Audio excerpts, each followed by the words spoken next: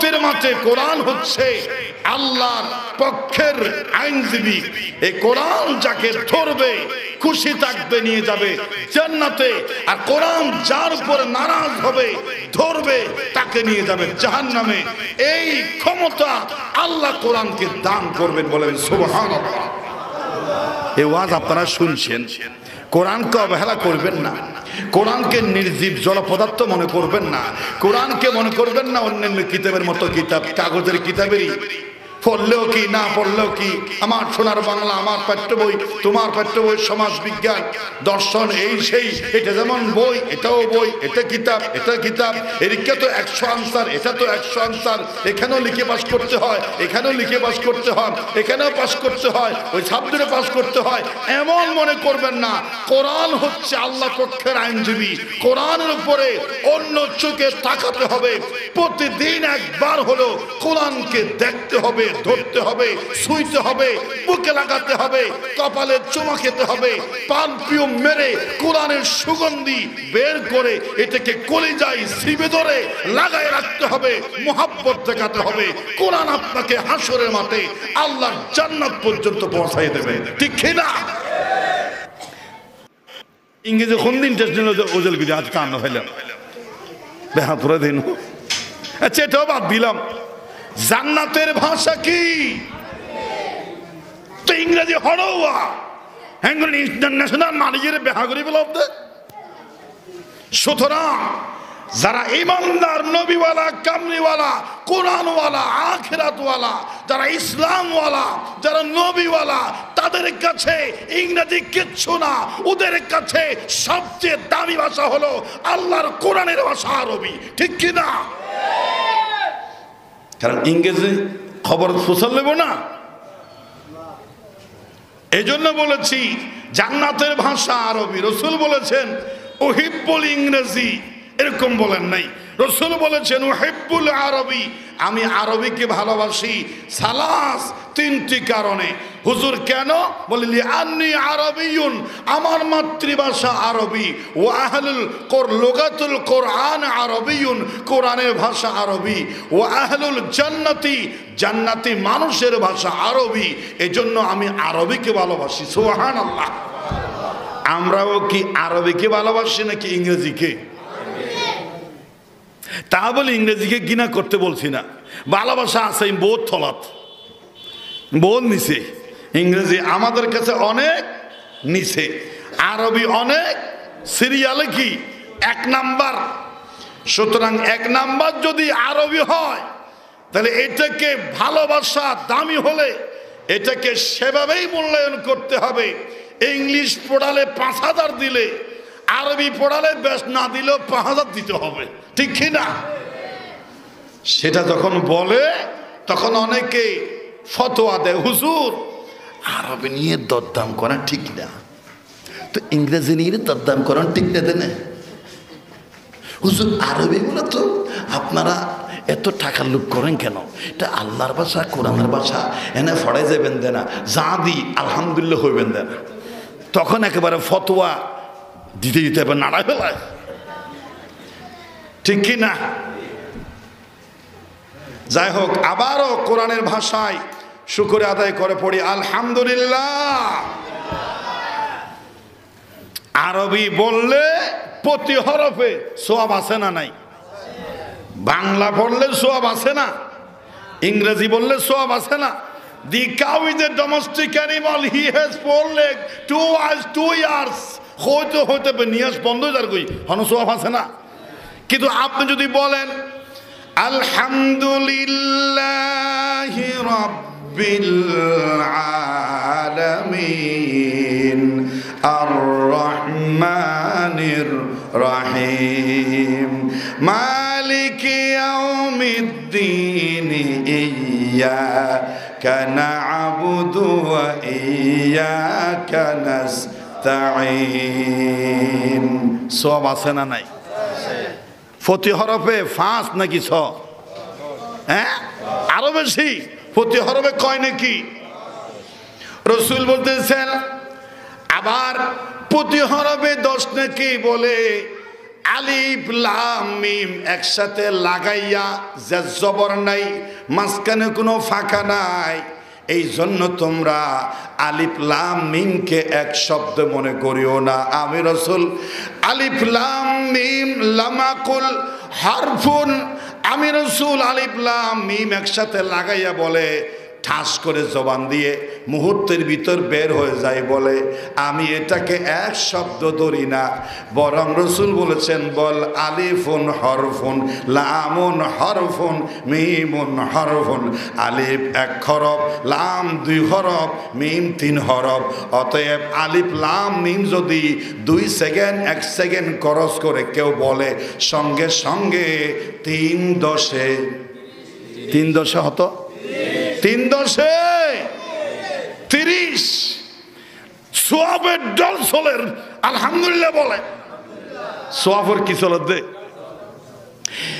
1 বছর আগে পৃথিবীর ইতিহাসে এই সাতকানিয়া লোহাগাড়ায় মহাপ্লাবন হয়ে জীবনে যেখানে পানি ওঠে নাই, পানি উঠে প্লাবন করে আমাদের ঘর বাড়ি তছনছ করে দিয়েছিল পানির ঢল। কিসের ঢল? পানির ঢল। এই কোরআন শরীফ যখন বান্দা শুরু করে সওয়াবের ঢল শুরু হয়, আল্লাহু আকবার। তারপরও কোরআন পড়ার সাথে আমাদের কোনো সম্পর্ক, কিন্তু মোবাইল পড়াতে আমরা আছি সবাই, ঠিক কি না? সকালে উঠে মোবাইল, রাতে ঘুমাবার আগেও মোবাইল, মোবাইল দিয়ে শুরু জীবন, মোবাইল দিয়ে শেষ, ঠিক না ভাই? ঠিক। আওয়াজে মোবাইল দিয়ে শুরু করো, কিন্তু জীবনের মাঝখানে, দিবসের মাঝখানে আল্লাহর কোরআনটা একবার খুলো আর তেলাওয়াত করো। তেলাওয়াত করতে না পারলেও সেদিকে ছায়া থাকো। পড়তে না পারার পেরেশানির দগ্ধ হয়ে, সেই পেরেশানিতে অনুতপ্ত হয়ে যদি আল্লাহর কোরআনুল কারীমের হরফগুলো ওযু বানায়া কিবলামুখী হইয়া যদি ওযু পবিত্রতা অর্জন করে কোরআনের উপরে হাত দিয়া বুকে লাগায়া স্পর্শ করে, কোরআনের চাদরের উপরে, কোরআনের জোরদানের উপরে পারফিউম মেরে 1 নাম্বার হারাম শরীফের দামি আতর মারিয়া কোরআন শরীফ থেকে সুগন্ধি বাইর করে কলিজায় লাগাও, সিনায় লাগাও, সোমাকাও। আর যদি আফসোস করে 1 ফোঁটা পানি জমিনে ফেলতে পারেন, এইটা বলে আল্লাহ পড়ার উচিত ছিল, পড়তে পারা ফরজ ছিল, পারি না, বয়স চলে গেছে, বৃদ্ধ হয়ে গেছি, আমি আর পারি না, মেদায় জবানে জেহেনে কোলায় না, কিন্তু আমার ফরাম ফাড়ি যায়। কোরআন তোমার জন্য, আল্লাহ মাফ করে দিও, আমি কেন পড়তে পারি না, আমার পোড়া কপাল কেন? এই দুঃখে যদি 1 ফোঁটা পানি জমিনে পড়ে, ওর জীবনে আল্লাহ রাব্বুল আলামিন কোরআনের সুপারিশ নসিব করে দিবেন। সুবহানাল্লাহ। এর নাম ভালোবাসা। নাম কি? এটার দাম আছে আল্লাহর কাছে। আপনি যদি কাঁদেন, আফসোস করেন, আল্লাহ বুঝবেন সেটা ভুল হয়ে গেছে, তওবা করতেছেন, চেষ্টা করেন বয়স্ক শিক্ষার মাধ্যমে। আলহামদুলিল্লাহ, দরবেশ সাদ মুহাম্মদিয়া মাদ্রাসা 80 বছর ধরে এই কোরআনুল কারীমের তেলাওয়াত, এই মাদ্রাসার সিস্টেম চালু, এই এলাকার জন্য পৃথিবী কাঁপানো নিয়ামত বলে আমি মনে করি।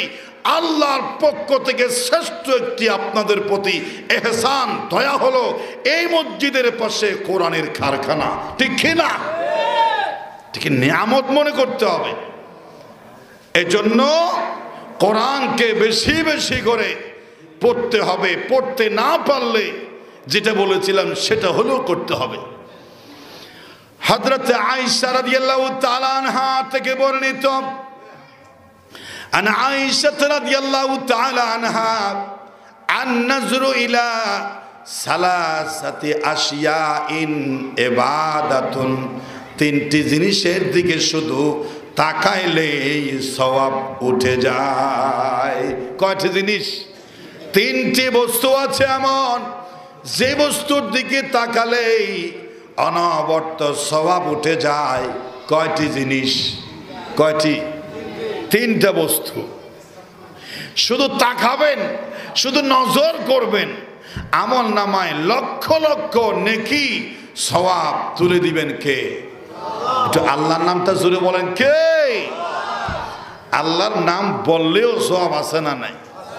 এখানে বসছি সওয়াব কামাতে, ইবাদতের নিয়তে।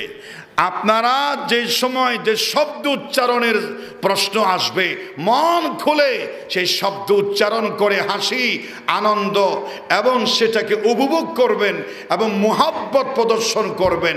চুপ মেরে বসে থাকবেন না, জবান খুলে যেই সময় যাহা বলতে হয় সেটা বলবেন, কারণ সওয়াবের বাইরে আমরা এখানে কিছু বলাবো। বলুন তাহলে আলহামদুলিল্লাহ, বলুন সুবহানাল্লাহি ওয়া বিহামদিহি সুবহানাল্লাহিল আযীম। আন-নাজরু, এক নাম্বার হলো আন-নাজরু ইলাল কাবাতি ইবাদাতুন। খানায়ে কাবার দিকে শুধু চামড়ার এই চোখ দিয়ে শুধু ছায়া থাকবেন, ইবাদত হতে থাকবে। বলেন সুবহানাল্লাহ। এটাও ইবাদত। আর ইবাদত হলেরই সওয়াব হয়। দিয়ে সওয়াব কিসের মধ্যে আছে? ইবাদতে। আর আল্লাহ আমাদেরকে পাঠিয়েছেন কি জন্য? এই কাজের জন্য। ওমা খালাকতুল জিন্না ওয়াল ইনসা ইল্লা লিয়াবুদুন। আবার অনেকেই বলে হয়তো খাও দাও ফুর্তি করো, দুনিয়াটা মস্ত বড়। আরো হয়তো হয়তো নো চিন্তা ডু ফুর্তি, হোতাই মার, এরকম আছে না নাই? বেঈমান আরো বলে নগদ যা পাও দুহাত পেতে নাও, বাকির কাতা শূন্য পড়ে থাক, দূরের বাজনা শোনে কি লাভ, মাঝখানে যে বেজায় ফাঁক।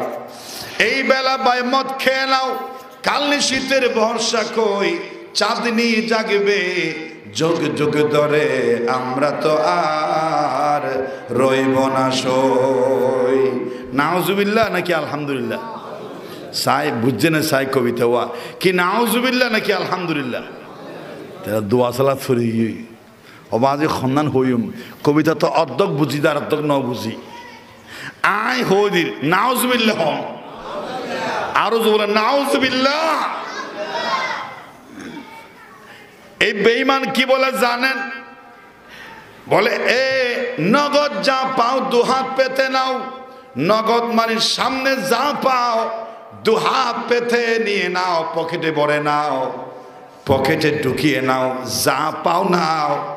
যা পাও মানে হারাম হোক হালাল হোক বৈধ হোক জায়েজ হোক না জায়েজ হোক, বিচার করার সময় নাই। কারণ তুমি আসছো দুনিয়াতে ফুর্তি করার জন্য। খাও দাও ফুর্তি করো, দুনিয়াটা মস্ত বড়। খাও তুমি, সুদ হলেও খাও, ঘুষ হলেও খাও, মদ হলেও খাও, সিগারেট হলেও খাও, আবা ইয়াবা গাঁজা শুকনা বিজা সবগুলো খেয়ে নাও, সবগুলো নিয়ে নাও। তোমার বাদ দেওয়ার সময় নাই, কারণ তুমি আসছো দুনিয়াতে ফেরাউনের নাতি হয়ে ফুর্তি করার জন্য। নাউজুবিল্লাহ।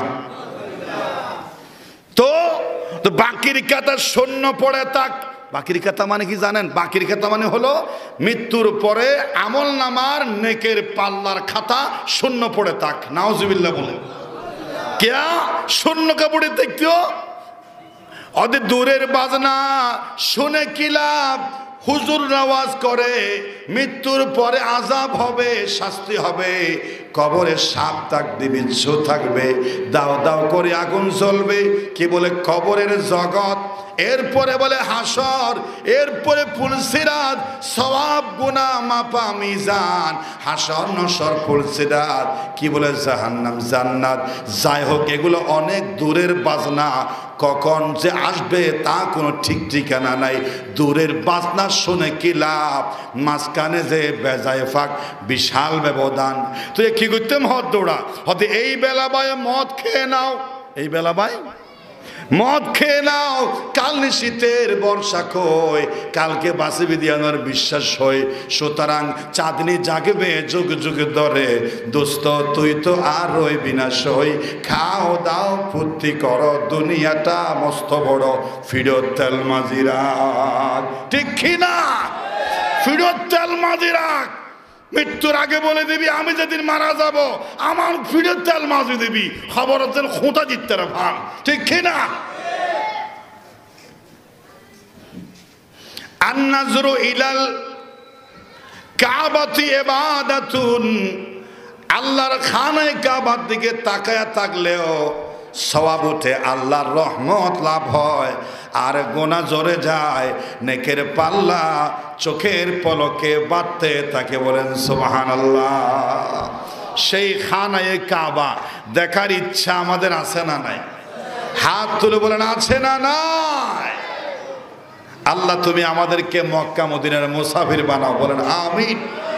কিভাবে নিবা, কেমনে নিবা এটা আমরা জানি না, এটা আমাদের জন্য কঠিন। তুমি একটু কবুল করো, যে কোনো ওয়েতে আমাকে মক্কা মদিনার মুসাফির বানায়ো। বলেন আমিন। 2 নাম্বার হলো আন-নাজরু ইলাল মাসহাফ। মাসহাফ মানে কোরআন, আন-নাজরু ইলাল কিতাব ইবাদাতুন, কোরআনুল কারীমের দিকে তাকিয়ে থাকা, কোরআনের দিকে দেখা, এটাও ইবাদতের অন্তর্ভুক্ত। সুবহানাল্লাহ। অনেকে বলে হুজুর আমি পড়তে পারি না, জন্য চাই না, দেখি না, ধরি না, শুই না, আমার ভয় লাগে। কোরআন শরীফ ভয়ে ধরে না, এরকম মানুষ বেশি না কম? বছরে একবার যদি হুজুর খতমে কোরআন সূরা নাম দাওয়াত পড়তে নিয়ে যায়, কোরআনের কপিতে কত যে ময়লা আবর্জনা, এটা লা হাওলা ওয়ালা কুওয়াতা ইল্লা বিল্লাহ। কোরআনের চেহারা আঁধার হয়ে যায়। কোরআন কেন নালা, কোরআন কেন মাথার উপরে ময়লা আবর্জনায় আন্ধার ভিতরে পড়ে থাকবে? এটা তো নিত্যদিনের পড়ার কোরআন। আপনি পোশাকে তো ময়লা নাই, আপনার চশমায় ময়লা নাই, আপনার টুপিতে ময়লা নাই, আপনার পাঞ্জাবিতে ময়লা নাই, আপনার জুতাতে ময়লা নাই, আপনার পরিধান কাপড়ে ময়লা নাই। আল্লাহর কোরআনে কেন ময়লা আসবে? কোরআন আপনার বিরুদ্ধে নালিশ করবে। কোরআন যদি ময়লা হয়ে যায়, কোরআনে যদি আন্ধ লাগে, কোরআন যদি অবহেলিত হয়, তাহলে কোরআন আপনাকে জাহান্নামে নেওয়ার আগে ছাড়বে না। বলে নাউজুবিল্লাহ।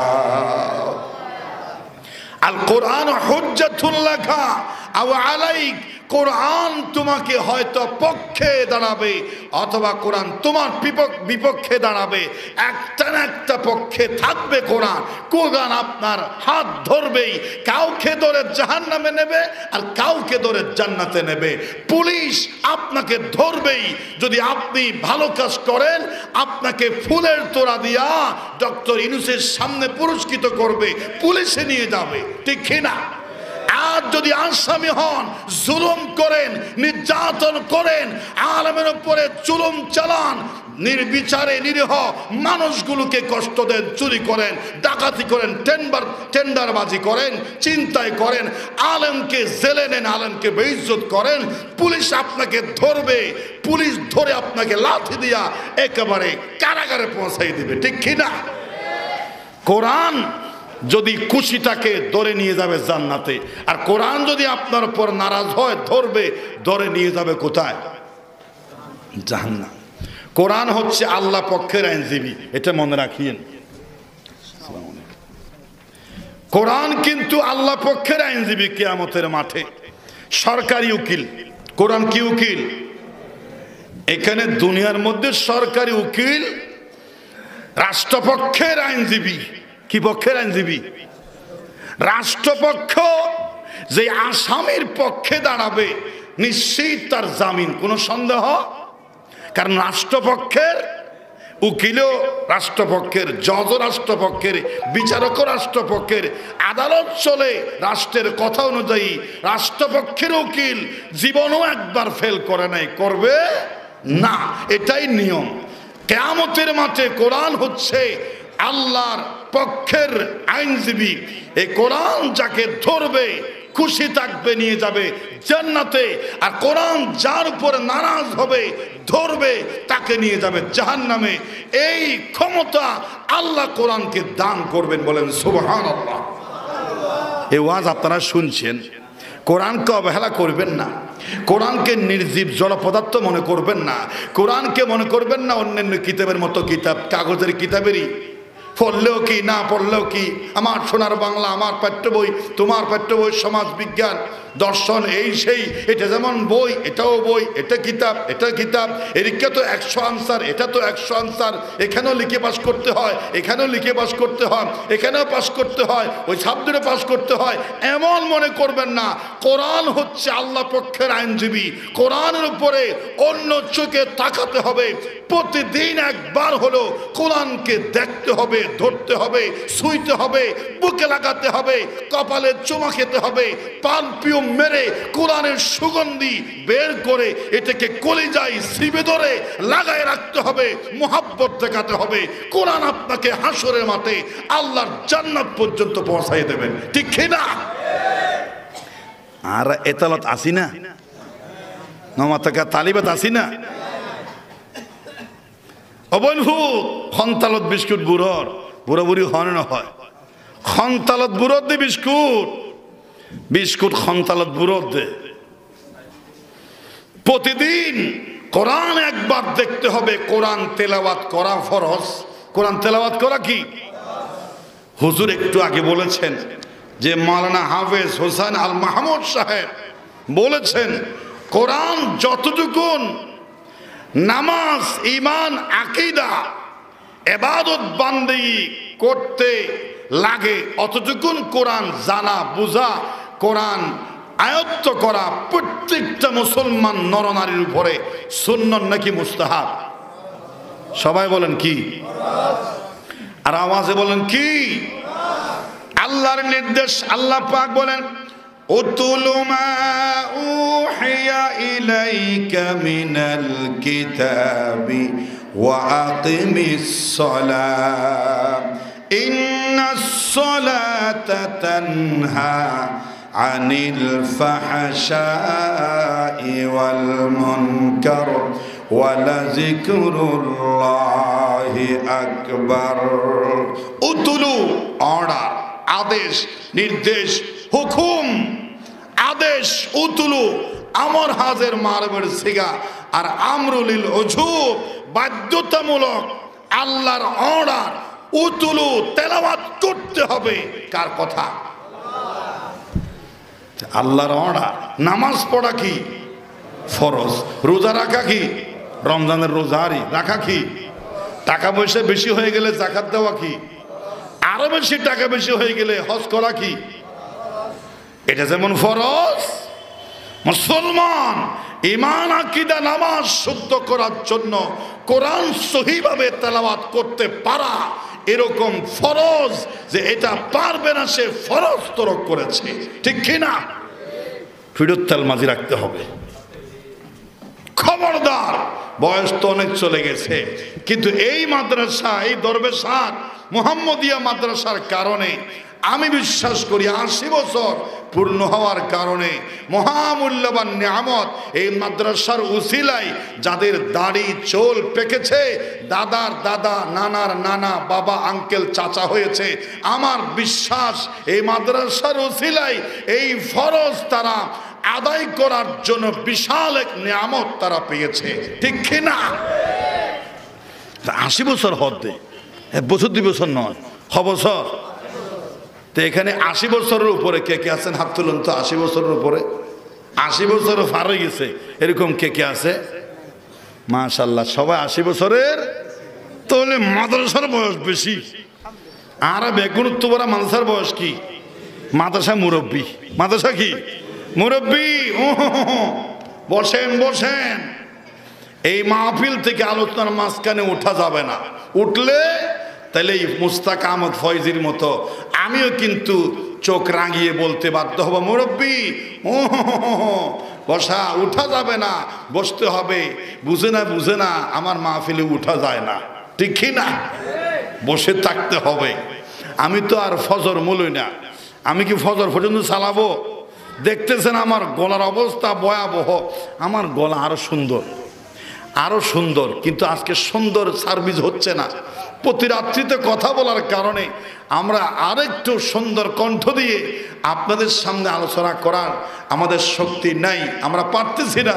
এজন্য আমরা ক্ষমা চেয়ে নিচ্ছি। অনেকেই ইউটিউবে, ফেসবুকে টুন টান সত্তর দেহ দিবে আল্লামা সাইদের মতো ওয়াজ করে, সাইদির টুন কেন ওদের এলে মনে করে নভারিত্ব। আল্লাহ তৌফিক দান করুক, বলেন আমিন। আন-নাজরু ইলাল কিতাব, আন-নাজরু ইলাল মাসহাব কিতাবুন, আন-নাজরু ইলাল কিতাব ইবাদাতুন, আল্লাহর কোরআনের দিকে তাকিয়ে থাকা এটাও ইবাদতের শামিল, বলেন সুবহানাল্লাহ। আল্লাহর কোরআন ছাড়া পৃথিবীতে এমন কোন গ্রন্থ আছে আপনি ছায়া থাকলে সওয়াব পাবেন?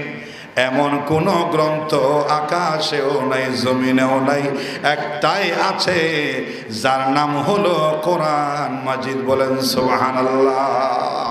সেই কোরআন কাঁদে আমাদের জন্য।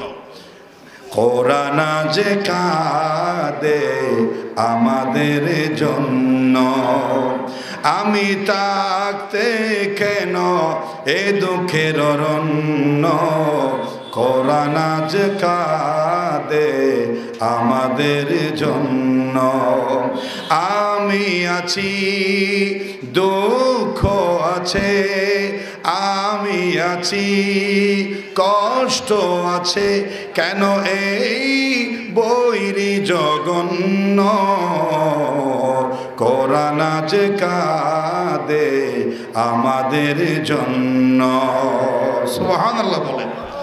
কোরআন না পড়িয়া, কোরআন না পড়িয়া গেল যারা মরিয়া, আখেরে তার সবই ফাঁকা,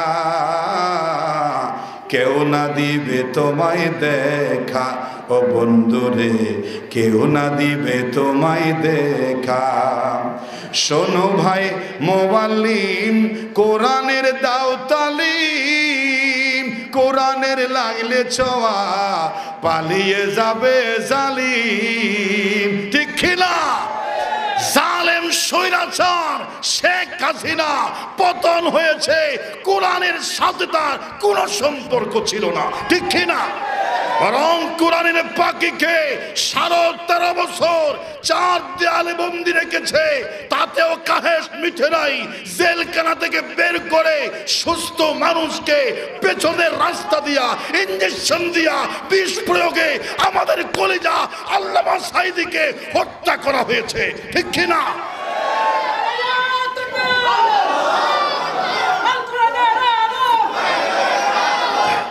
একটু জিকির করেন, লা ইলাহা ইল্লাল্লাহ,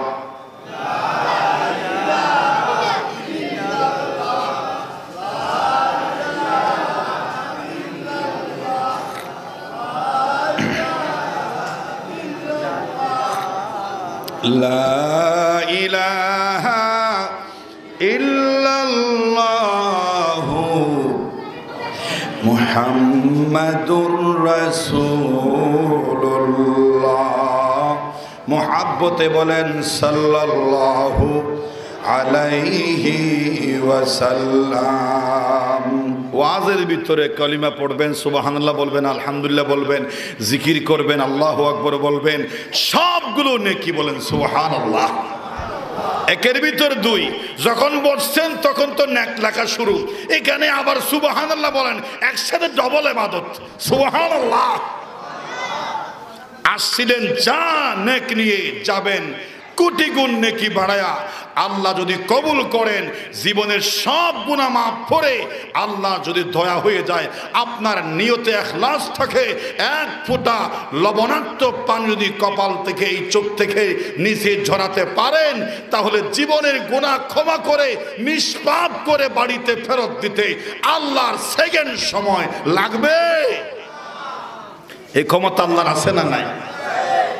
আমাদের হিসাব নিকাশ করতে হয়, মানুষে কি বলবে এটাকে নিয়মের বাইরে করতে পারবো না। জীবনের 80 বছরের গুনাহ 80 সেকেন্ডে, 1 সেকেন্ডে মাফ করতে আমাদের জবাবদিহিমূলক আছে। আমিও, আমার উপরও উপর আছে, উপর থেকে ফোন আছে, উপর থেকে আমার নিষেধাজ্ঞা আছে, জবাবদিহিতা আছে, এগুলো আমাদের জন্য। আল্লাহর কোনো কিছু ইচ্ছে হয়েছে চোখের পলকে আপনাকে নিষ্পাপ করতে পারেন, আল্লাহর সেই ক্ষমতা আছে না নাই? এবং আল্লাহর সেই দয়াও আছে না নাই? সুবহানাল্লাহ বলেন, সুবহানাল্লাহ। আমরা আল্লাহর ব্যাপারে সেরকম সুধারণা করি। আমার আল্লাহ বলেন, আনা ইনদা জন্নে আব্দি বি, বান্দা আমার সাথে যেরকম আশা যেরকম ধারণা করবে আমি তাদের সাথে সেরকম আচরণ করব। এই হাদিস শোনার পরে আমি আশা করি আপনারা আশা করেন, আল্লাহ আমি যত গুনাহগার হই না কেন তুমি আমাকে রহমত করে দয়া করে তোমার উম্মত, তোমার শেষ নবীর উম্মত হিসাবে আমাকে মাফ করে দিবেন। এই আশা, এই দয়া পাওয়ার আশা আমরা রাখি, ঠিক কি না? আল্লাহ প্রতি সুধারণা, আল্লাহ মাফ করবে কি করবে না এমন জীবনেও আমরা ধারণা করব। এক মাঘে শিখ যায় না, ফেরাউনও ভেবেছিল আমি মৃত্যু পর্যন্ত চেয়ারে থাকবো, চেয়ার থেকে কেউ নামাতে পারবে না। ফেরাউনকে নামাইয়েছেন কে? নামরুদ বলেছিল আনা রাব্বুকুমুল আলা, ফেরাউনের মতো আমি তো এই এলাকার স্রষ্টা, আমি তো সবকিছু অলরাউন্ডার, আমাকে আবার গদি থেকে নামায় কে? আল্লাহ বলছেন সেই নমরুদকেও ল্যাংড়া মশার জুতা দিয়া নামিয়েছেন কে? সেও কল্পনা করে নেয় চেয়ার থেকে তাকে নামিয়ে দেওয়া হবে। সাদ্দাদ জান্নাত তৈরি করে ভাবে নাই জান্নাতে ঢোকার সময় দরজার আগেই উইকেট হয়ে যাবে, তারপরে মালাকুল মউত এসে জান কব্জ করবে। পৃথিবীর কোন স্বৈরাচার কল্পনাও করে না যে, হঠাৎ ভাবে নাই বাংলাদেশে তার গদি কেউ নিয়ে নিতে পারবে, কিন্তু আল্লাহ নিয়ে নিয়েছেন, ঠিক কিনা? আমাদের সমন্বয়কেরা চেয়েছিল পদত্যাগ। কি চেয়েছিল? কি চেয়েছিল? এক দফা এক দাবি, শেখ হাসিনা তুই কবে পদ থেকে নামি যাবি? আল্লাহ বলেছেন যে অপরাধ করেছে জালিমরা শুধু পদ থেকে ত্যাগ করলে ওদের যথাযথ শাস্তি হবে না। তোমরা ভুল মুনাজাত করলেও আমি আধান্না মুনাজাত কবুল করি না।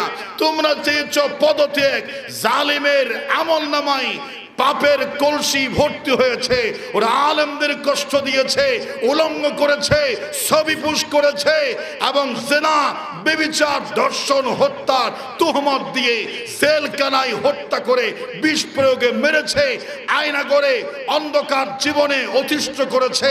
এত অপরাধের পরেও শুধু পদত্যাগ করলে শাস্তি হবে না। আমরা আল্লাহ বলছেন তোমরা চেয়েছ পদত্যাগ, আমি আল্লাহ তাকে করেছি একেবারে দেশ ত্যাগ, ঠিক কিনা? আর সাইদে 50, আল্লাহ দিয়ে 100, সুবহানাল্লাহ। আর সাইদে শেখ হাসিনা তুই শুধু লামে জেলে দেশত থাকিতে রবি, আল্লাহ দে তোরা সাই ন জানস আয় একবারে দেশত তুন চা মারি বার করে দিই, ঠিক কিনা? হ কোথায় আওয়ামী লীগ, কোথায় কাদের কাকা, কোথায় গেল তাদের আজ গরম গরম কথা? খেলা হবে, খেলা হবে, খেলা হবে বলে গেলি পালাইয়া। 18 কোটি মানুষের মুখে এখন হাসি আসলো ফিরিয়া, ঠিক না?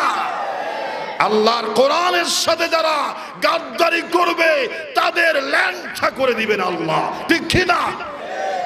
খেললেনটা ছায়া বেলুস বেগুন মানুষের হাসান করে দেখা দিই হদিবে শেখ হাসিনা ছায়া বেলুস ফেটিকুর হানা রান্দিল দেখেন না ভারতে নাই যা আগে ঘুরে গেতে, ঠিক না?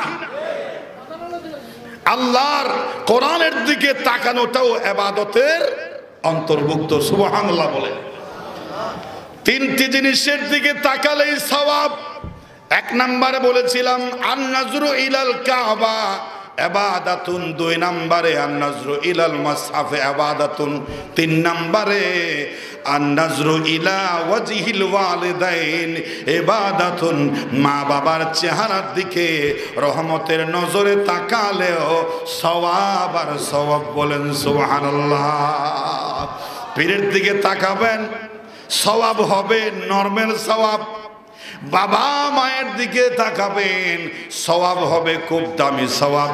সাহাবী এই হাদিসের অ্যাঙ্গেলে রাসূল অন্য জায়গায় বলেছেন মা মিন ওয়ালাদিন ইয়ানজুরু ইলা ওয়ালিদাইনি, কোন সন্তান যদি মা বাবার চেহারার দিকে তাকায় বিকুল্লি নাজদাতিন হাজ্জাতাম মাবরুরা, প্রতি নজরে এক একটা কবুল হজের সওয়াব সন্তানের আমলনামায় তুলে দেওয়া হবে, সুবহানাল্লাহ।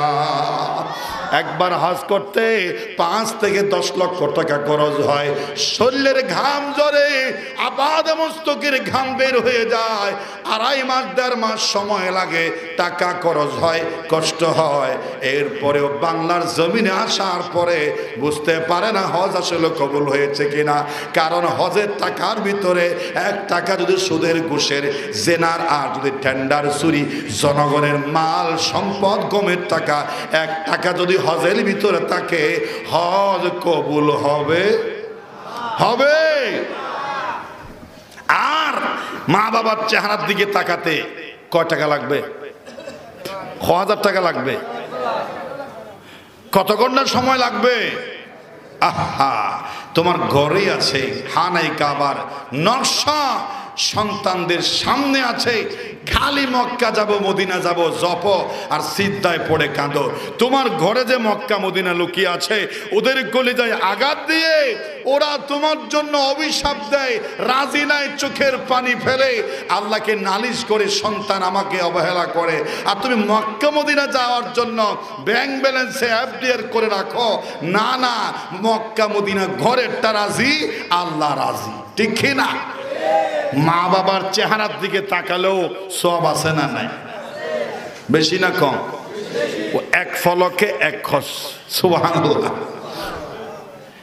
এক সাহাবী, কয়েকজন সাহাবী দাঁড়িয়ে জিজ্ঞেস করছে, হুজুর এত দামি সওয়াব আমার বাবা বাড়িতে আছে।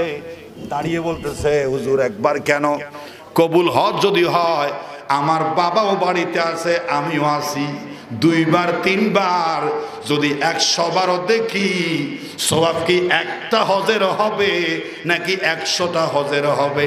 আল্লাহ রাসূল বলে দিয়েছেন, নাম আল্লাহু আকবার ওয়া আতিয়াব।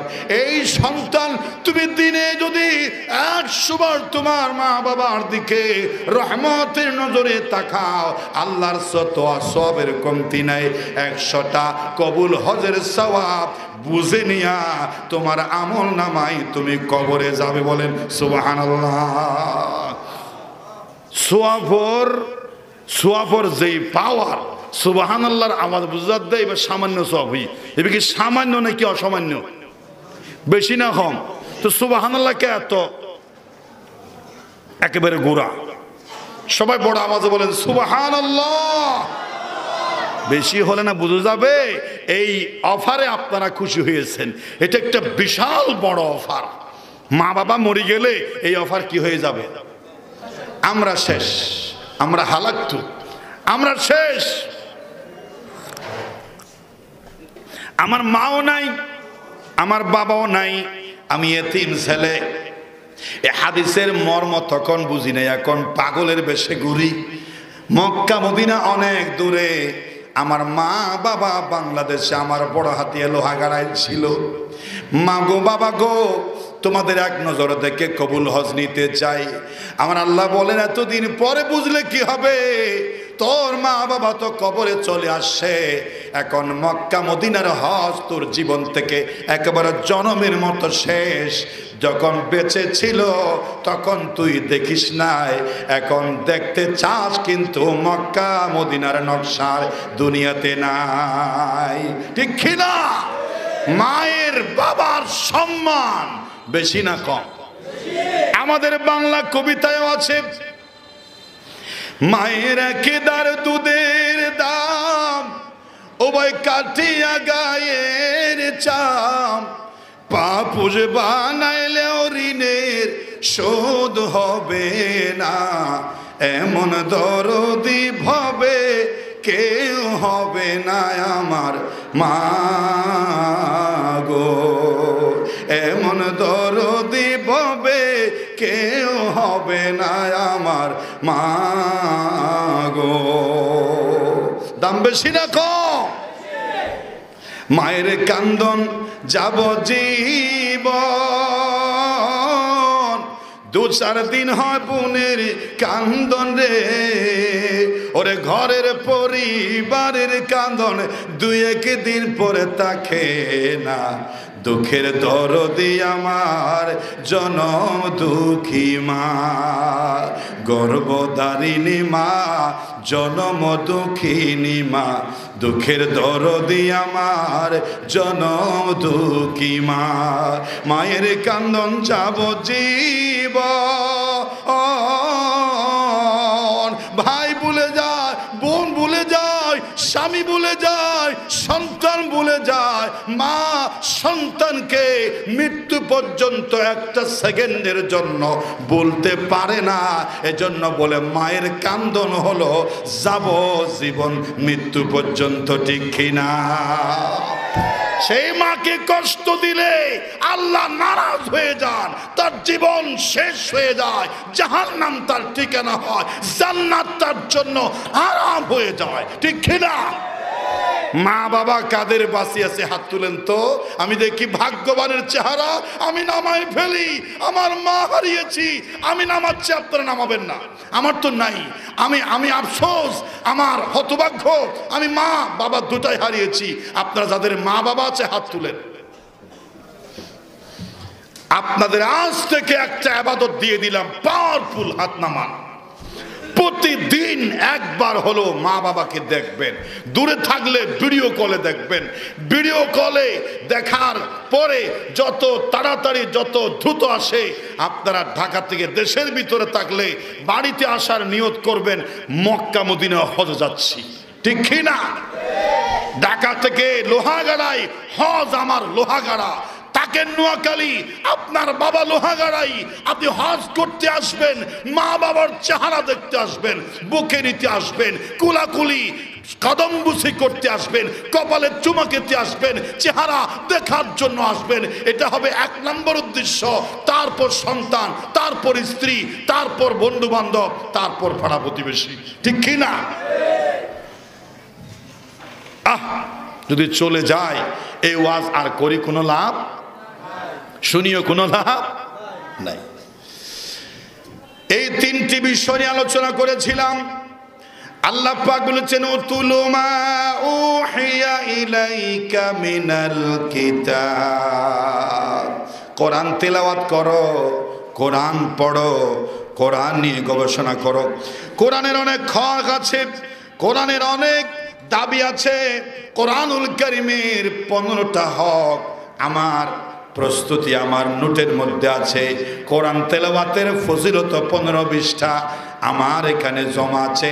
সময় পেলে বলবো, যদি না পাই বলবো না। তবে কোরআনুল কারীমের অনেক দাবি আছে। আবার কোরআন শরীফ না যারা পড়বে তাদের জন্য 5টি ভয়ঙ্কর পরিণতিও আছে।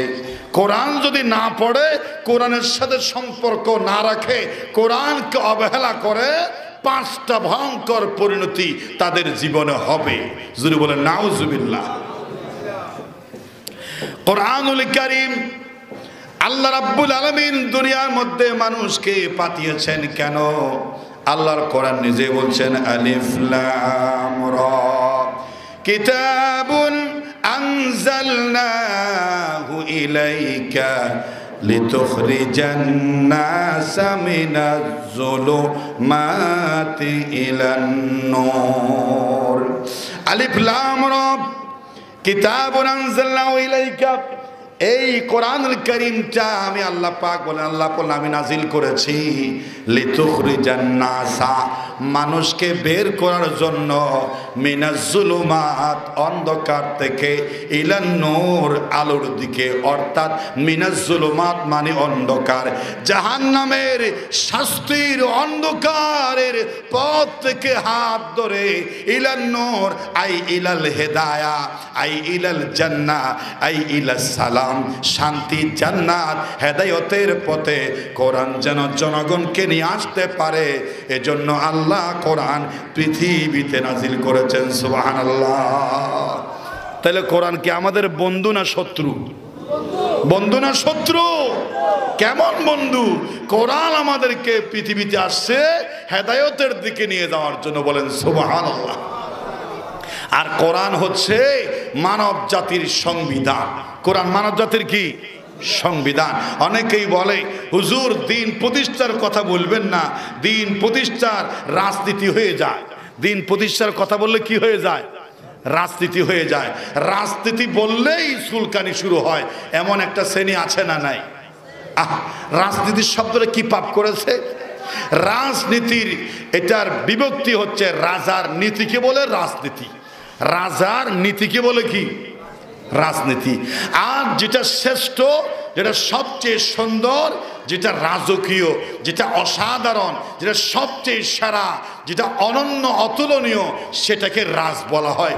যেমন হাঁসের ভিতরে একটা হাঁস হচ্ছে অনেক উঁচা, অনেক লম্বা, বড় সাইজের, তখন সেটাকে কি বলা হয়? রাজহাঁস। কি হাঁস? এটা সুন্দর এবং বড় এবং বিশাল, এটার মর্যাদাও বেশি, এর নাম কি? রাজহাঁস। বাংলাদেশে যে মেয়েটা বেশি সুন্দরী, একেবারে এমন সুন্দর, কিসের ফেদার ফরিমণি, ফরিমণির থেকে বেশি সুন্দর, তখন সবাই তার সৌন্দর্য দেখে নাম দিয়েছে কি কন্যা? রাজকন্যা। নাম দিয়েছে কি? রাজকন্যা। অথবা রাজা, রাজকন্যার মতো যেটা সুন্দর বেশি কন্যা, ওটার নাম রাজকন্যা। যেটা সুপারস্টার, অলরাউন্ডার, ফিকারে, কালারে, অভিনয়ে এবং চেহারার সেগায় সবচেয়ে সেরা, বলে এটাকে রাজপুত্র। কি পুত্র? যেটা সরস, যেটা দামি, যেটা সেরা, যেটা অনন্য, যেটা সবচেয়ে বেশি সেরা, ওটাকে রাজ রাজ বলে মানুষ সম্বোধন করে। যেই লোহাগাড়া আমিরাবাদে যেই বাড়িটা তাজমহলের মতো সেরকম অনন্য, চোখ জুড়িয়ে যায়, মানুষ নাম দিয়েছে ওদের এটা আমাদের লোহাগাড়ার রাজবাড়ি। কি বাড়ি? কে? এটা সেরা। এটা কি? আবার যে বংশ আমিরাবাদের সেরা, দান দক্ষিণে আবাদত বন্দেগী, মসজিদ মাদ্রাসা খেদমতে সবার মুখে মুখে যার নাম, বলে এটা আমাদের এলাকার রাজবংশ। কি বংশ? রাজ পরিবার। হুজুর বলছে না রাজ পরিবার, মানুষ খুশিয়ে বলে দে হদে এটাকে বলে রাজ পরিবার। এটা দেখা যার গোয়াতে বিল্ডিং থাকতোমারা থাকেন ডর বেশি, এটা ফোঁতা, এটা কি? হয়তো ফেতনি পরিবার। কি পরিবার? কি পরিবার বাজি?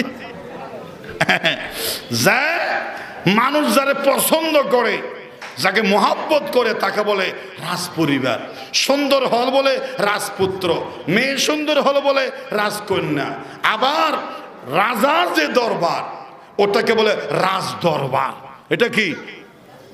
এটা দরবারের সবচেয়ে বেশি দামি, এটাকে কি দরবার বলে? রাজ দরবার। আবার যেটা রাজার ঘর বানায় পাক্কা, ওই মিস্ত্রি যে কাজ করে তাকেও বলে কি মিস্ত্রি? ছায়া। দামিম বেগি রাজল হলি রাজমিস্ত্রি। হদে মুকুট জিবা বেশি সুন্দর, একেবারে সেরা, দেলে সুখ জুড়ে যাগুই হদিবে নাম দিতে মেশিবে বড় হাতিয়ার, ইবে লোহাগাড়ার রাজমুকুট। রাজমুকুট। কি মুকুট? কি মুকুট? রাজমুকুট। আবার এইভাবে করে আপনি দেখবেন যেই নীতি সবচেয়ে বেশি দামি, সেরা এবং রাজার মতো উৎকৃষ্ট, শ্রেষ্ঠ, এই নীতিটাকে বলে রাজনীতি। যদি বলেন সুবহানাল্লাহ। কেউ যদি বলে ধর্মের সাথে রাজনীতির সম্পর্ক নাই, তাহলে সে এক নম্বর যেটা দামি নীতি ওটাই বাদ দিল, ওর ইমানই থাকবে না। ঠিক না? পরিবার নীতি অনেক নিচে, সমাজ নীতি অনেক নিচে, দাম্পত্য নীতি, বিবাহ নীতি, যুদ্ধ নীতি সিরিয়াল বোধ পড়ে, কিন্তু রাজনীতি এক নম্বর সিরিয়ালে। সুতরাং ধর্মের সাথে রাজনীতির সম্পর্ক নাই, ওটা যারাই বলবে তারাই কাটটা মূর্খ এবং সুকৌশলে তারা ধর্মকে মানতে না চায়, বেদিন বেঈমান হয়ে দুনিয়াতে বাস করতে চায়। ঠিক কিনা? আরেকটা উদাহরণ দিই আপনাদেরকে। এটা দিন প্রতিষ্ঠা হলে, রাজনীতি যদি দিন প্রতিষ্ঠা হয়, গোটা দেশে সুখ আসবে নাকি আসবে না? আগের যুগে, বহুদিন আগে গ্রামের বাড়িতে একটা বউ নিয়েছে, শাশুড়ি বৌমাকে বলেছে তার গরম মেয়েদের মুরগি ফালতু মুরগি